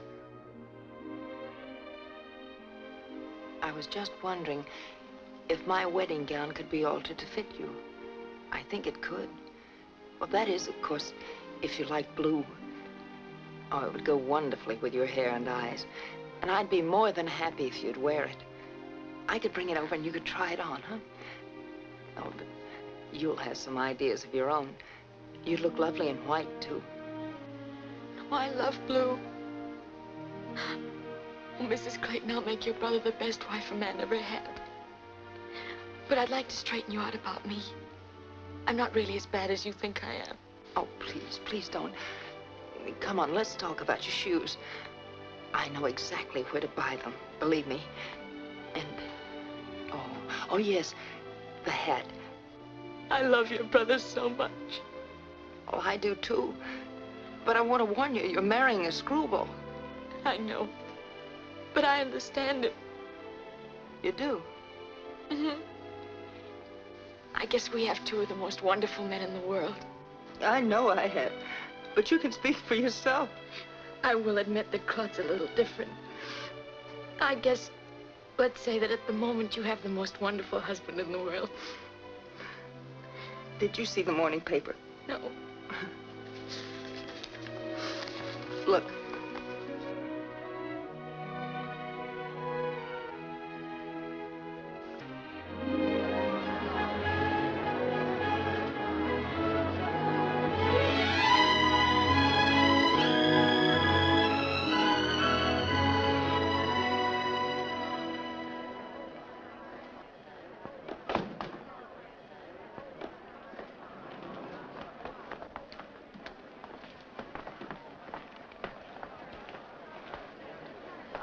Hello there. Well, hello. It's nice to see you. Thank you. What have you been doing? I've been taking lessons on the 3rd floor. Well, how are you doing? How am I doing? Look, Argyles. Oh, pretty. You get the first pair. What size do you wear? 11 and a half. I'll make them 12. You may grow a little, they may shrink a little. Mr. Clayton, here's the money from the 4th and 5th floors. They came through 100%. Right. That's everybody, except Mr. Borden. What goes on here?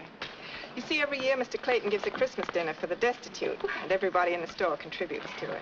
I must get in on this. You know, I go to school here. Well, thank you. Say, with all that money, you ought to get to the bank before someone bops you on the head. That's right, where I'm going. Yeah. Bye. Bye.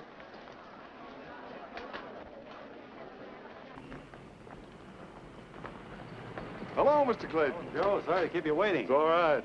Where are the turkeys? Over in the truck. 3 more loads coming. Best bunch I ever raised, too. Here's the bill. Hey, you raised the price, too. Oh, well, feed and everything's going up, you know. Here, I have it all made out except for the amount. Hey. Thank you, Joe. Well, thank you, Mr. Clayton. Well, Merry Christmas. Thank you very much. Same to you. Call you next year. Bye.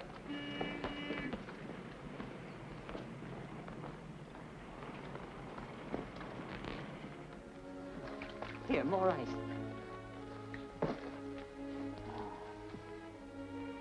Say, I shouldn't be here. What time? Hey, she took my watch, too.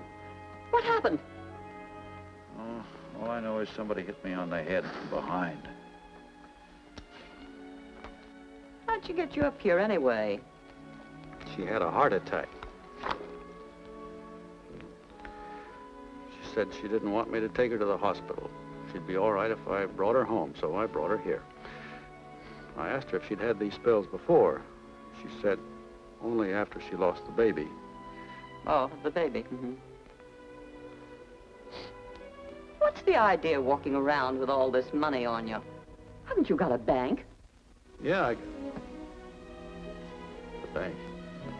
Yes, I've got to get to the bank. Say, you did get a bump, didn't you? Feeling better? Yeah, I feel fine now. You see, Al, the way it is, I actually paid for the turkeys out of the money I was supposed to buy a house with. Now I've lost the employees' money. I've got to raise quite a chunk of dough. Is there no way the bank could loan me enough? Lord Sam, I'd like to help you, but my hands are tied. You're on too many people's notes now. You were a bad risk before this happened, and now you're in a terrible mess. Yeah, I guess unless I can think of something, we've lost our new home.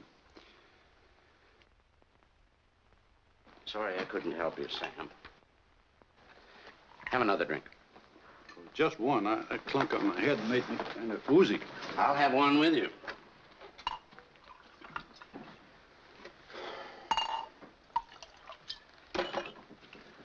Well, Sam, here's hoping that somehow you have a very Merry Christmas.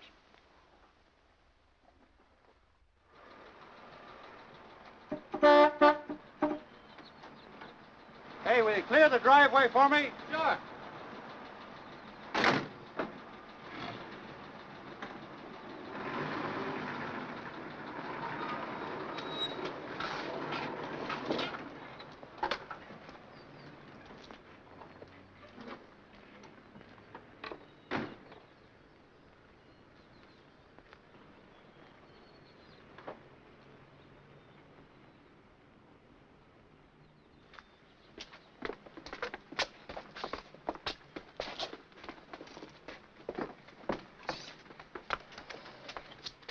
Sam, fly home so early.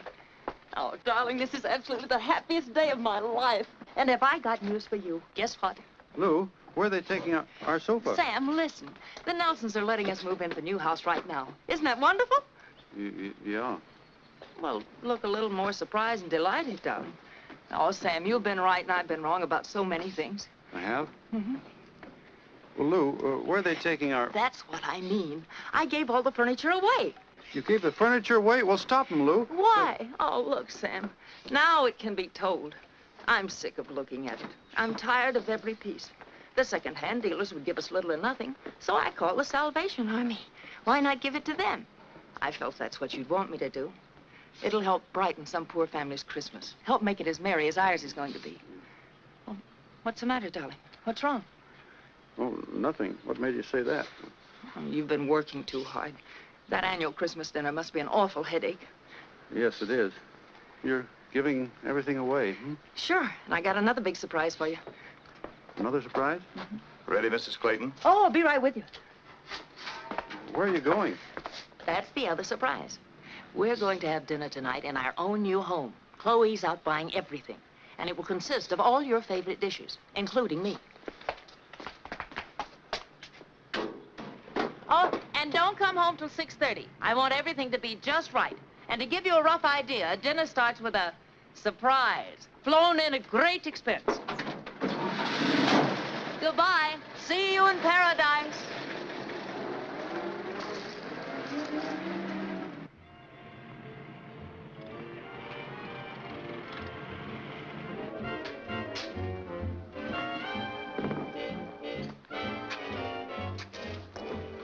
So you called up everybody that owed you money. Yeah. They wouldn't give you a dime, huh? No. Well, they'll do it every time. Everybody I asked said I couldn't have picked a worse time.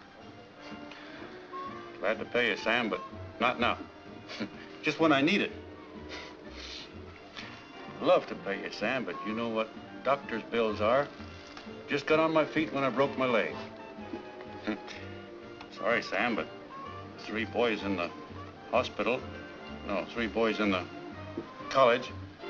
My mother-in-law in a tent. Oxygen tent. Oh. But don't you worry, you'll get it if it's the last thing I ever do. But not right now. Not right now. Can you wait till April? Yeah, some April. Yeah, people are all alike, Sam. I know what you mean. I wish I could help you, but I had a bookmaker in here taking bets, and it was only last month that he ran away with all the cash I had. Must have been quite a blow to your wife. No, she ran with him. Maybe I should buy you a drink. Well, I could stand one right now, thanks. Miss Clayton, you look gorgeous.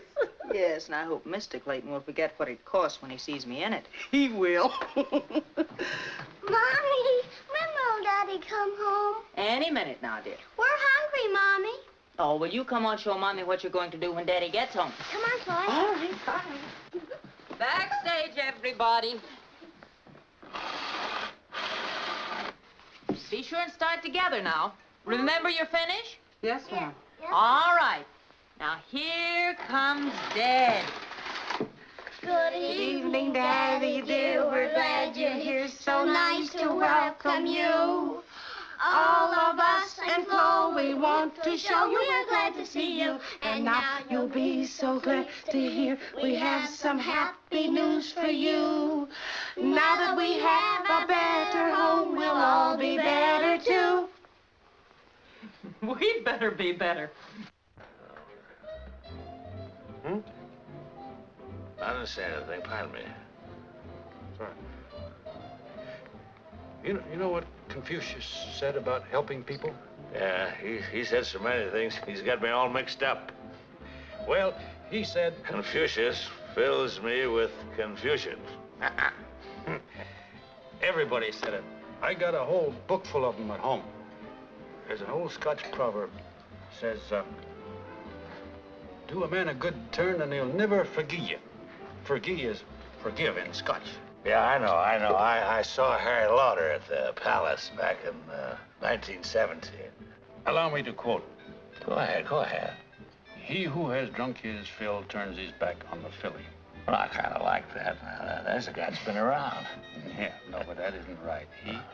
He who has drunk his fill turns his back on the well.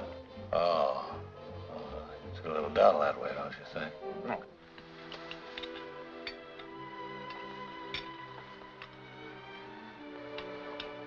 Well, maybe he worked late at the store, Lou. Why didn't he telephone then? Did Daddy know we were going to have black raspberry ice cream? No, dear. We were going to surprise him. Do you think something happened to him, Mommy? Oh, no. No, your daddy's all right. Maybe he isn't.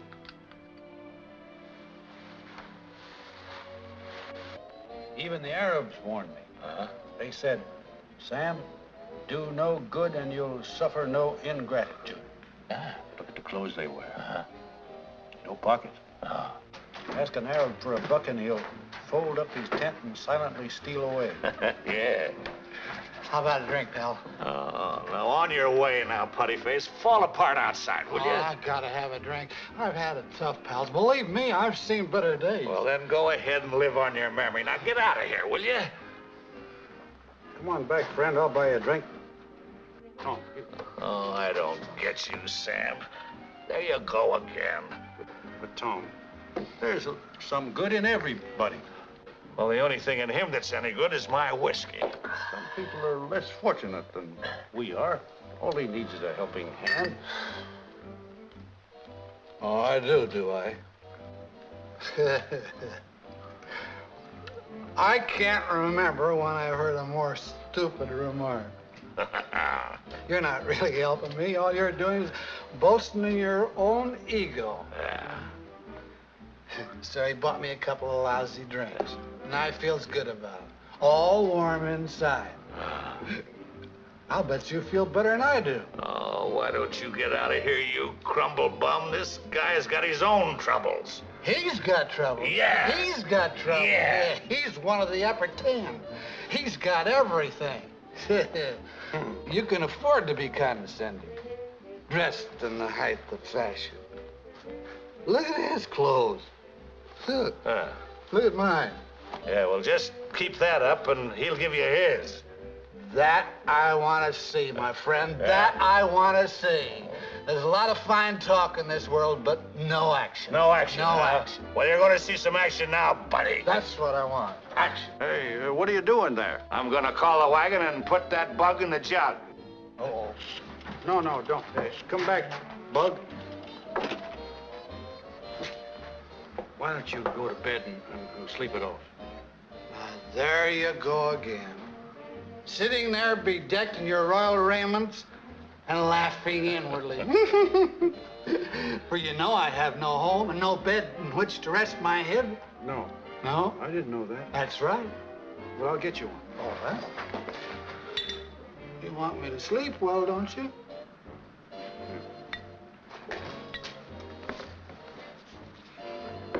Thanks. Now, don't forget to give him the shirt off your back. I'll be back. Don't drop him in here. And get him out of that woodwork, will you?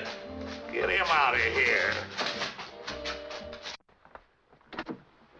How do you do? I do. I'm Mr. Drew from the bank. Yes, sir. I'd like to see Mr. Clayton. Well, it's a bad time to see him. He ain't here. Well, could I see Mrs. Clayton? Well, It's rather important. yes, sir. Well, you wait. Well, you better come in, sir.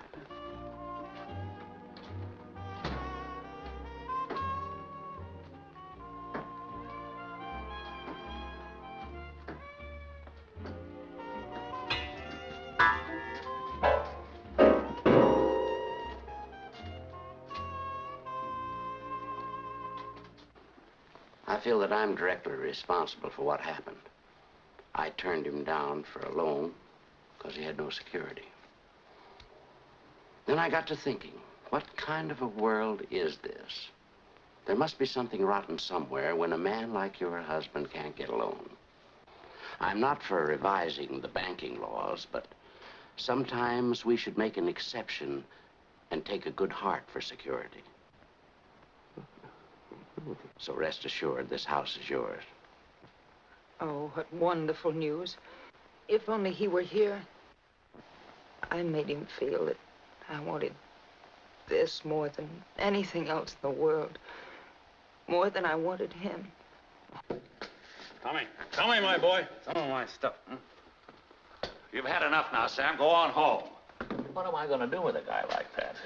Look at him now. Come back here, will you? No. I want to be alone. Oh. Am I going to have trouble with you? Not if you leave me alone. Sam, you're too nice a guy. Who's a nice guy? You are. Why, you haven't got a mean streak in you. I haven't, huh? Well, I guess you have. Give it to me, will you? Give it to me, Sam. Give me the... From now on, I'm the meanest man in town. Watch and see. I'm commencing to believe it. Watch the next person that comes up for a helping hand. The next character that comes up to me with his hand out, see what I do? Oh, Sam! Oh, I'm sorry, miss. I'm awful sorry. He's a nice fellow when he's not drinking. Miss, He shouldn't have done that. Here, this will cover what's missing, maybe. Here, miss. I wonder if you'll help me get him out of here. Get him home. I'm sorry, miss. Don't. Thank you. All right, Sam. You're all right.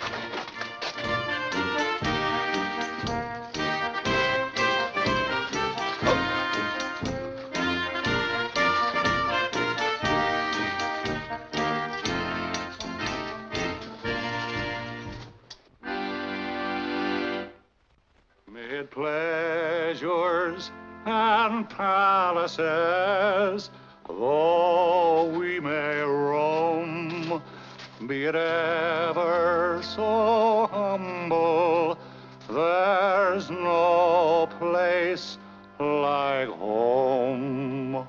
Home, home, sweet, sweet home. There's no place like home, be it ever so humble. Oh, why don't you go home? Home, home, sweet. We'll find a bed for him. Oh, gee, will you, lady? Yes. Oh, that's great. That's fine. Here, take this, and I hope it helps out. Thank you. You're welcome. Come on. Oh, wait a minute. He's tied off. Take it away.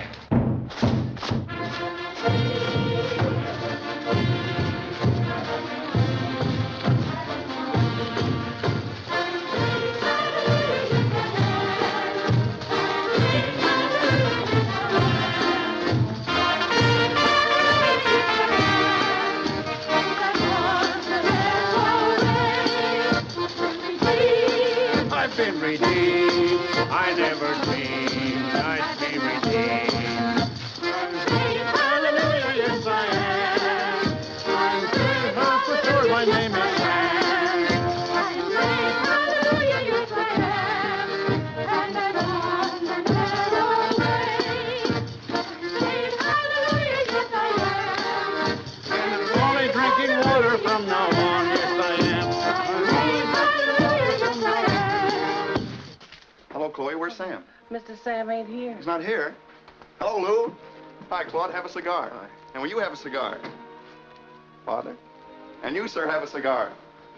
Lou, it's here. A baby boy, 8 pounds. Little Sam. Isn't it wonderful? Well, what's the matter? Do you think we have enough babies?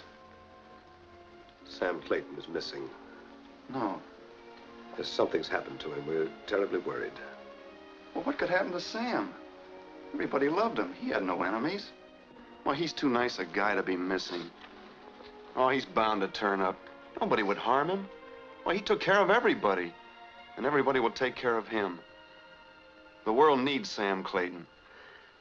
So do I.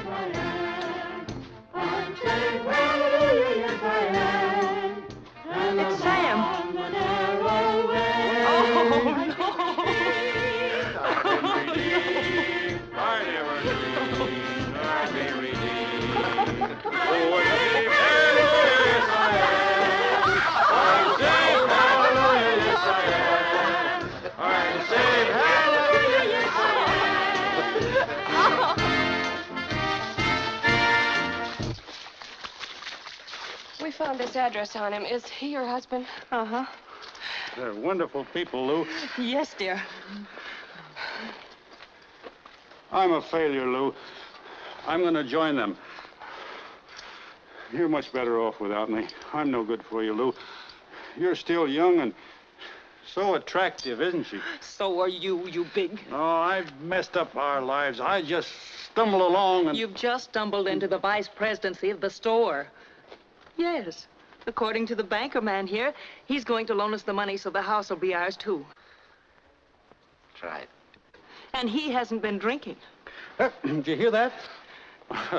I'm not a failure. Do you take successful people, too? Thank you so much. You are wonderful people. I'm so glad I gave you all my furniture because you brought him home safely. Furniture up on the waters, I always say. Won't you all come in the house and have a great big slug of Hot chocolate? hot chocolate? No, thank you. I think we'd better be going. Merry Christmas to you. Merry Christmas. Hey, wait a minute. Just one more song, hmm? All right. What'll it be? I know. Let me call you sweetheart. I'm in love with you. Let me hear you whisper that you love me true. All right, I love you too. Keep the love light burning. Glowing. Glowing in your eyes so blue. Let me call you sweetheart.